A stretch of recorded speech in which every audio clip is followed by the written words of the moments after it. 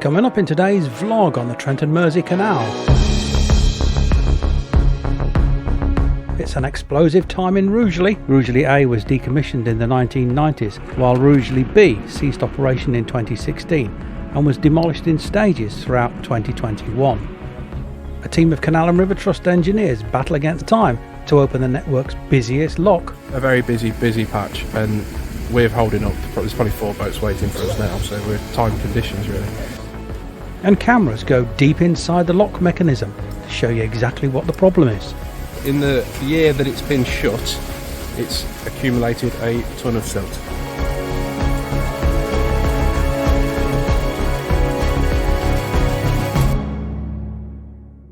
Well, hello there everybody. Hiya. We're at Great Haywood. Now, you're probably thinking, if you know this place, aren't you on the Trent and Mersey already? Shouldn't you be down there, which is where the junction is? Well, yes, we stayed a few nights at Tixlewide, and then we came to the services here. Didn't film all that, and all hell let loose. it was bank holiday weekend and it was pandemonium. So we would have had to have reversed and spun round in the junction to go down the Trent and Mersey. Sorry, up the Trent and Mersey, I should say. So we decided to go this way for a while and found a lovely little mooring spot, all on its own, just enough for one 60-foot boat. So we stayed there for a couple of nights and then we spun round and came here. We went over to the cafe, the canal side cafe here at Great Haywood. Yes. And bought some goodies. Yes. Bought some goodies. Yes, he came back with a bag full. Yeah. He has to be controlled, and I wasn't there. Yeah. Oh, it's starting to rain again. I need a shower. Yeah, we weren't going to set off early this morning. We thought we'd wait until this rain had subsided, but it looks like it's sort of on and off until about lunchtime. But we're not going far, are we? Nope. We're going to Rugeley. Rugeley, yes, something like that. There's a Tesco there and something else and whatever, and we'll stop there for a shop and an overnight, I would guess. But first of all, we've got 2 locks to do. One is just the other side of the junction, that's Haywood lock, and then the other lock is called Colwich lock. And surprisingly, only because Hill Morton used to hold the title of the busiest lock on the network, but Colwich apparently last year took that crown off them. Oh, what? And it's the busiest lock. Maybe we'll see just how busy it is today.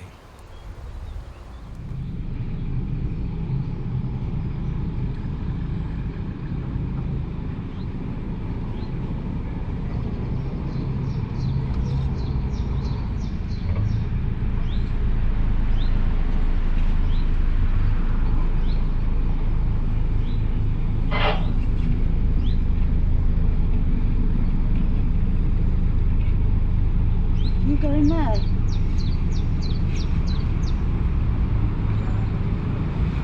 The woman is talking to me. They're pulling in for water, I think.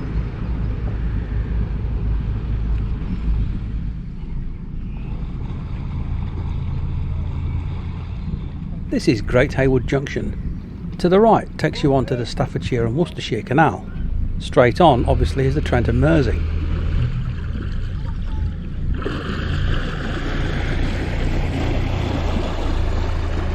This woman here is trying to get our attention.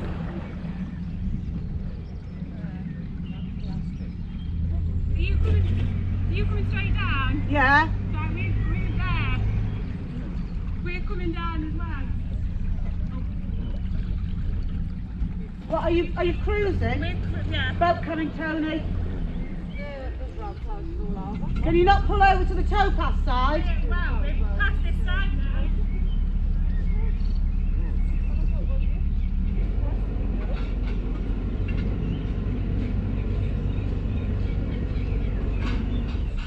It gets a bit narrow here. You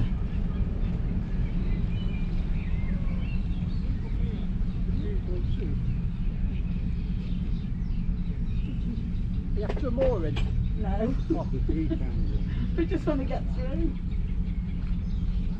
What's he doing? Is he going onto the towpath? I think I'm waiting to come up. He's stopped there now. Right, Tony, we're going to have to go into the towpath side once you go past these boats. He's right on his left, over. Jan tells me the safest option is for us to pull over to the towpath side so the oncoming boat can get past. It's wide enough down there, yes. Somebody just said this lock is shuttered. Is it? Yeah. Oh, look at it. Opened. There was some talk that Colwich Lock, just ahead, might be closing, or is already closed. News to us. That's all right, Dan.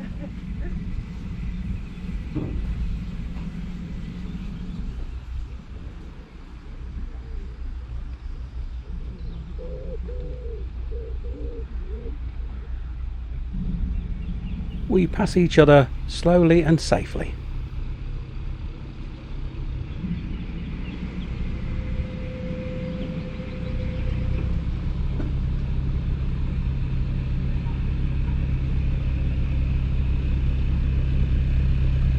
I think you're all right.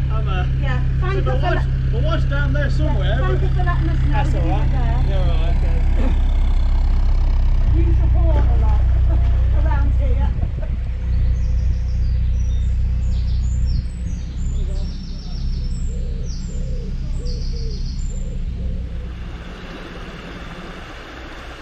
We enter Haywood Lock without any issues, but hear whispers again about Colwich Lock ahead and that it's already closed.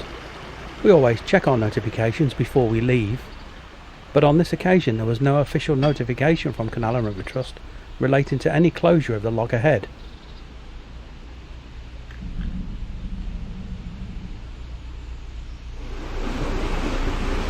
They told you about the next lock, have they? Yeah, but they're going to have trouble because they haven't told anyone. We'll see. I reckon about 2 hours. Is he yours? No, That's not Grandad's, no? no, he's Oh, well, tell your Grandad you're a credit to him.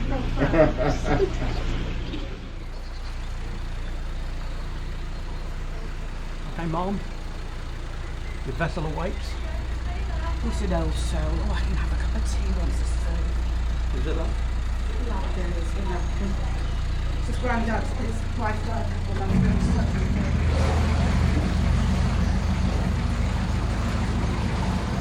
Good luck, I reckon late afternoon. Well, we'll just go as far as we can and...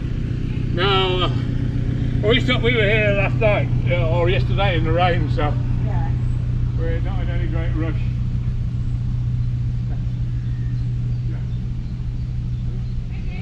Well, I went through that lock okay. We've been told that Colwich Lock, the busiest lock on the network, apparently is closed. Now, I did read somewhere that this lock was due to have some maintenance done, or does have some maintenance done on it regularly for the last 12 months. Makes me wonder why it wasn't closed off for winter works programme. Is this another bodge job? Because we're hearing now ahead of us the lock is closed. But as usual on the towpath, it's not exactly clear whether it's closed fully. Some people are saying it's closed for a couple of hours, and some people are saying it's closed until late lunch. Now, as a boater trying to organise your life, you've got to try and work out through that muddle of 3 options which one is closest to the truth, because unfortunately Canal River Trust haven't sent out any notice. We have our notifications on for every single waterway we go on, and we religiously check them before we cruise, and in between the days that we're not cruising we keep a note of if anything's coming up. But before we left today, and even this morning to be honest, nothing about Colwich Lock.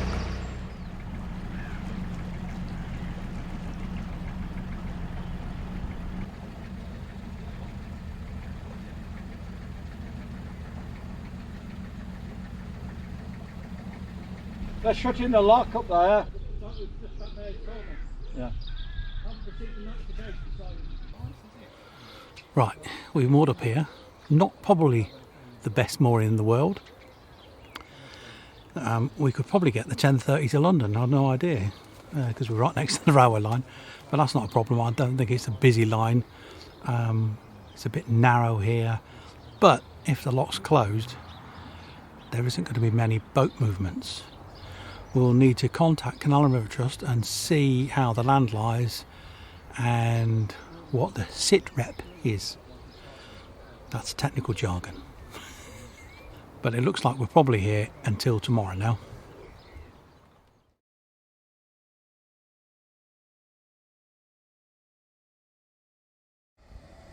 We decided to take a look at what's happening at the lock, and we're fortunate to be able to talk to the site supervisor.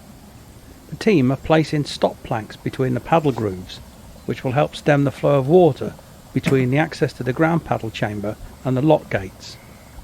So my name's Kurt Clark and I'm the site supervisor for the West Mids reactive team.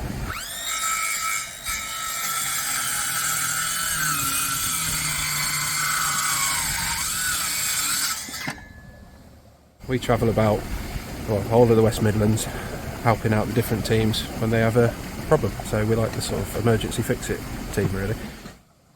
The planks that were delivered were not quite the right length, so the first job for the team is to make them fit into the grooves. So I've come today with Ian and Chris from the local team, and together we're going to fix that paddle, which has been out for quite a while. But in the year that it's been shut, it's accumulated a ton of silt, so it's going to be a lot of shoveling, and then when I've finally cleared all the way, I'll put it back together and see what the problem is. Around 8 stop planks are needed, each one pushed down on top of the other to make a firm seal. This is the busiest lock on the network, so it's imperative the hold-up doesn't take longer than necessary. A very busy patch, and we're holding up. There's probably 4 boats waiting for us now, so we're time conditions really. And I've been here twice now already, doing those fixes on the gate.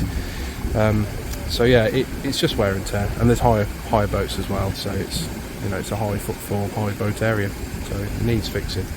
But it also, when you get high boat numbers, you get high damage, so that's why we're up here a lot. But it's a very pretty spot. It is, yeah. So it's really nice.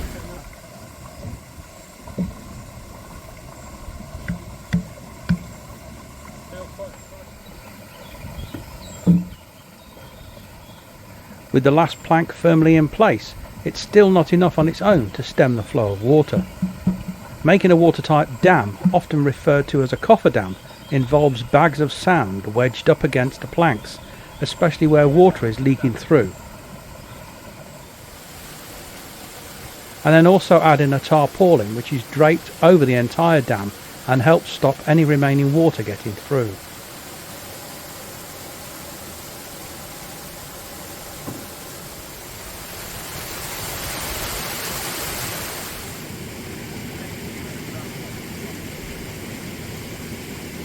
Donning a dry suit, Kirk descends into the water to lay down several bags of sand.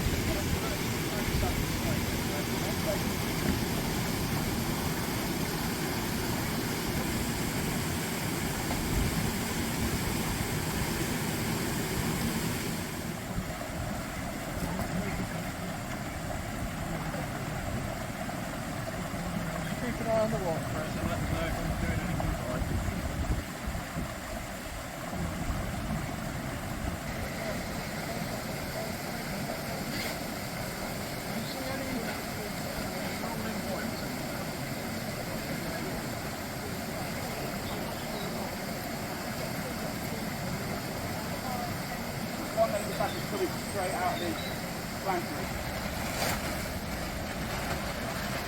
And then it's time to drape over the tarpaulin to encase the entire structure.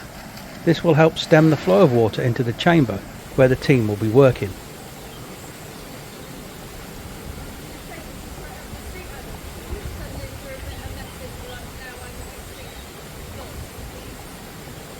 The accumulation of silt is quite significant, so this job may take longer than usual, but Kirk is adamant he and the team will finish the job today. Well, I've not ever got to one that's that full before, to be honest with you. There's quite a lot in there, but usually it's less than 4 hours, so I like to have everything planned before we turn up. I know what we're doing, I've been and checked, and then everything should be done within 4 hours. Seeing that there literally is about a ton of earth down there and silt, that's going to extend it a wee bit, but we've got a bucket and 2 shovels, so we'll crack on with that. But yeah, 4 hours is the goal. Alright, eyes on the prize. Having already taken out tons of earth and silt, with some still remaining, the lock chamber is now clearly visible. Kirk takes the camera to show you what very few people have seen before, the workings of a lock ground panel.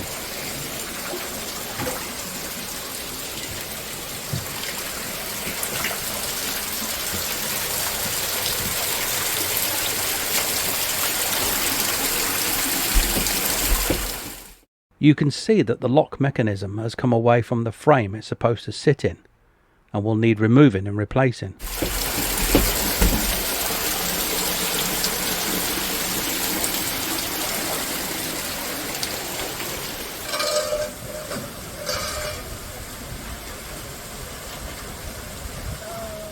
There's still a lot of silt to remove. Surprisingly, there was nothing else in the water.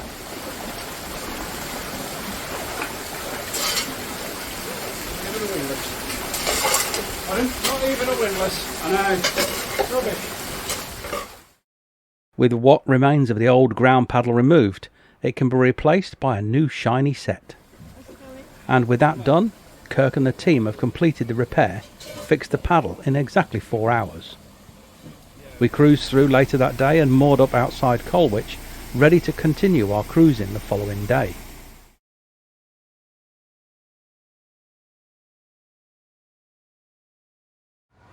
Well, good morning. Well, it is here. Well, actually, no, tell a lie. It's afternoon. I know, we're late, aren't we? We normally set off a lot earlier than this. But did some engine checks, gearbox oil change, and a few other things. We got through Colwich Lock. Thank you to Kurt and all the lads. Brilliant. All done on time, and it was open by, I think it was 4 o'clock. So excellent. Busy little spot here at Colwich, which is where we are at the moment. And we're obviously heading to Rugeley, looking for the elusive moorings by the shops.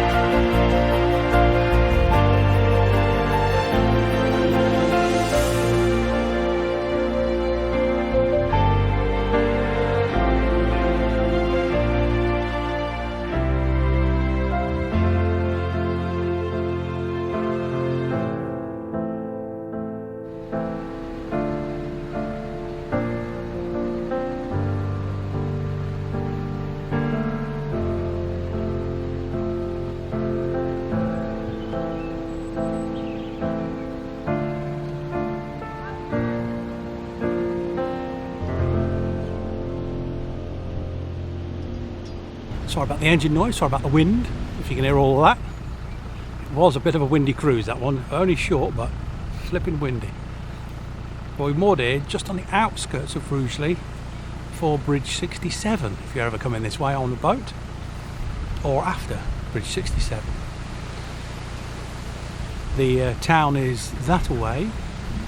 It's not that far to all the amenities that you need.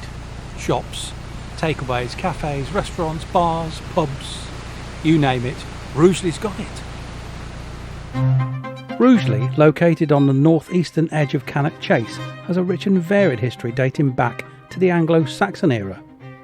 The name Rugeley likely comes from the Old English words Hyrog, ridge, and Lear, woodland clearing, reflecting its location on a ridge in the forest. The construction of the Trent and Mersey Canal in 1777 helped Rugeley, enabling bulk transport of goods and aiding its growth as an industrial centre. Rugeley became a major hub for deep shaft coal mining from the 1950s, with the Lee Hall Colliery opening in 1960. This colliery and the nearby Rugeley A and B power stations it supplied led to rapid growth in the town during the 1960s. Rugeley A and Rugeley B, which followed in 1970, made the town a major centre for electricity generation.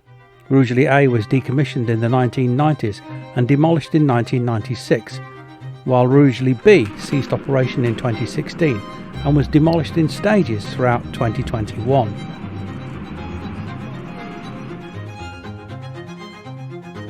A notable fixture on the landscape, it certainly made an impact. Despite the power station and other industrial activities, Rugeley's shopping scene has primarily centred around its town centre. It offers a range of shops, services and amenities, but it looks a little bit unloved. Whilst the town centre remains at the hub of the community, there's now an out-of-town shopping area where you'll find a couple of supermarkets and a couple of takeaway restaurants, ironically built on the site of the old power station.